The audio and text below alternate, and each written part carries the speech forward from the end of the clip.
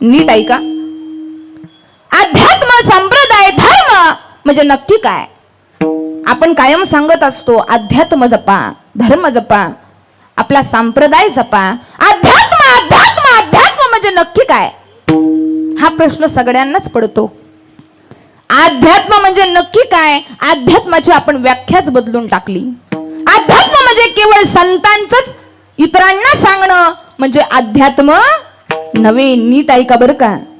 संतांचे विचार माणसांपर्यंत पोहोचवणं, फक्त संतांचे विचार लोकांपर्यंत पोहोचवणं याला अध्यात्म म्हणत नाही. नुसतं वेद आणि पुराण वाचणं म्हणजे अध्यात्म नव्हे, तर दुसऱ्यांच्या वेदना वाचता येणं म्हणजे अध्यात्म.